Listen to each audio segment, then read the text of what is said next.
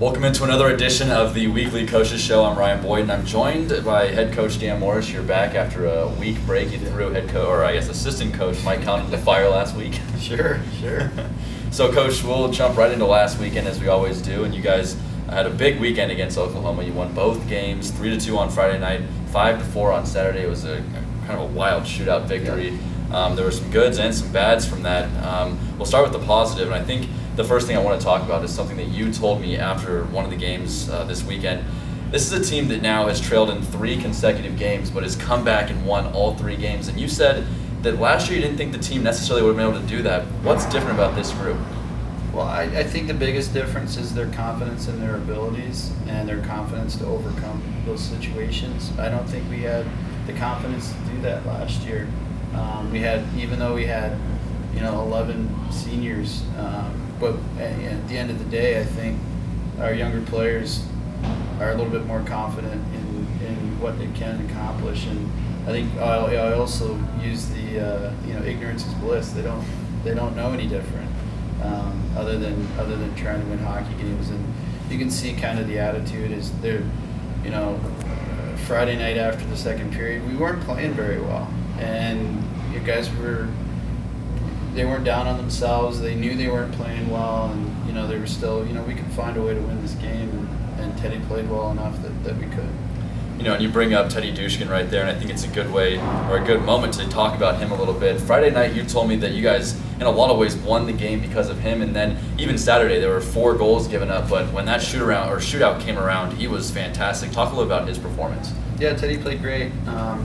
Actually, throughout the game, we do our shot charts and stuff, and the shot totals kind of look a little lopsided, but when we got into like the scoring areas, we did a really good job of limiting shots from the scoring areas, and a lot of the shots were long shots from bad angles. So Teddy did a great job, and when we got the chance to analyze it, we saw that not only did Teddy do a great job, but our defenders did a great job of keeping the puck in the perimeter, and you saw the benefits because of it. Friday, I don't think we played as well. I think we our learning curve against good competition. We got to see our players' IQs, and we learned pretty quick and pretty quickly. And Saturday was a well executed game, like we talked about. There were not as many mistakes, and when you did make a mistake, either Oklahoma or ourselves capitalized on the opportunity. So I thought both goaltenders played well. It was a game that could have gone either way. But yeah, it was good to see Teddy really step up Friday night. He really won that game for us. Now, you mentioned the defenders playing well on their part of the ice as well, but even on the offensive side, obviously you can talk about some of the forwards that always step up, but in particular when talking about defenders, you had Mike Kretz and also Tyler Benson, who usually play with that top line. They were good Friday night, but Saturday night in particular, they scored 5 points by themselves. How impressed were you by them? Yeah, we had 4 power play goals, and their power play set scored all 4 goals, 2 from Rostec and 2 from Harris. So that there's a game. It was all special teams for both sides, and once we set in, Mike and Tyler, we ran across the top on our power play set, so a lot of the pucks were going through them to get to shooting opportunities, and they did a great job, and it's good to see those guys, especially in the power play, because they had been struggling a little bit, but they got one against West Virginia. There were no power play goals on Friday night, and then 4 power play goals on Saturday. It was good to see. It's what our power play needed. Well, I was going to say, it was kind of amazing because you guys scored 4 in that one game, and then that was more than you had all season long. That's kind of one of those confidence things too you guys can probably build upon.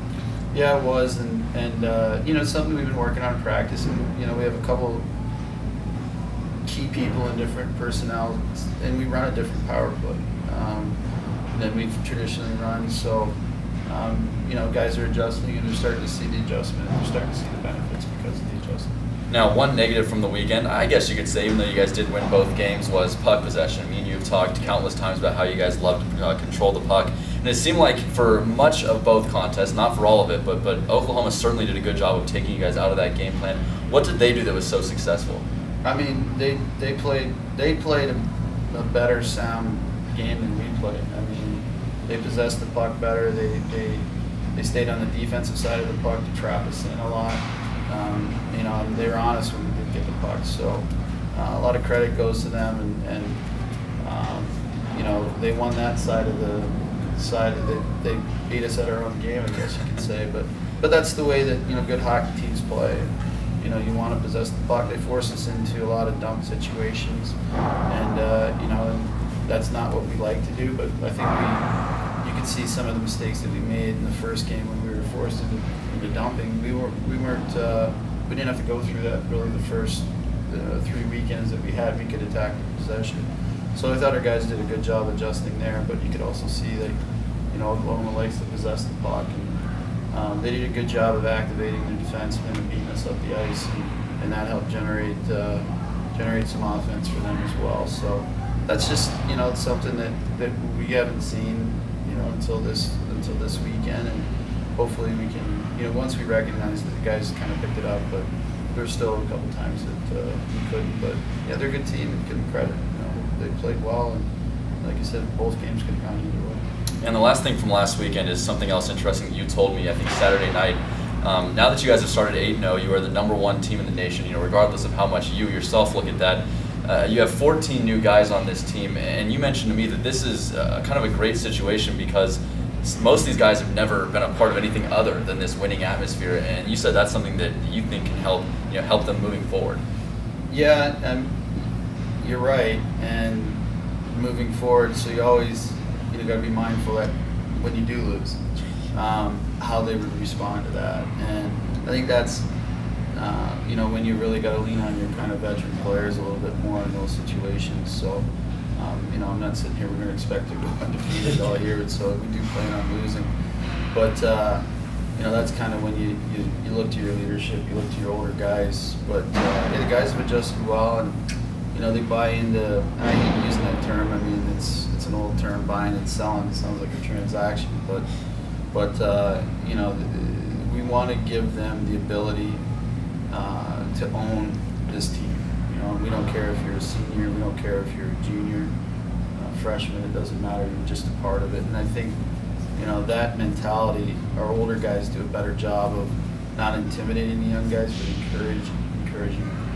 We did photos the other day, team photos, and we lined up the seniors in the front row, and we ran out of them because we only have 4.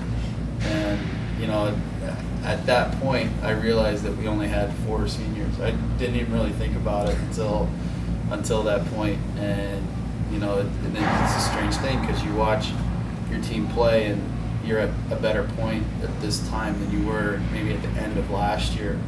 And it's a credit to the players, it's a credit to the coaches that they can get this far down the road so early, and you get to see the benefits because of it.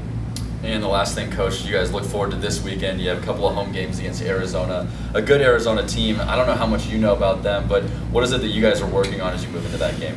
Well, I mean, you look at defensively, the improvements they're making defensively, and to go into Illinois and get 2 wins and keep the score low is a challenge anytime that you go there. So, we've got our work cut out for us. They're a well-coached team. They've got good players. They're playing good defensive hockey. It's going to be a patient weekend. I think, we've got to be mindful that, hey, they're playing really good defense. They're going to try to, probably clog up the neutral zone, and we're going to have to dump the puck again. So, that's what we're looking forward to. And they do a good job as well of getting out in transition, and Coach Hogan's teams have always been really good in transition, and we've got to be mindful of that. And, you see a lot of similarities between Oklahoma and Arizona this weekend in the way that they play. All right, Coach. Well, we appreciate you for your time as always. The Bobcats will be in action Friday and Saturday, 7:30 p.m. puck drop here at Broad Arena. But until then, he's been Coach Morris. I've been Ryan Boyd, and this has been the Coaches Show.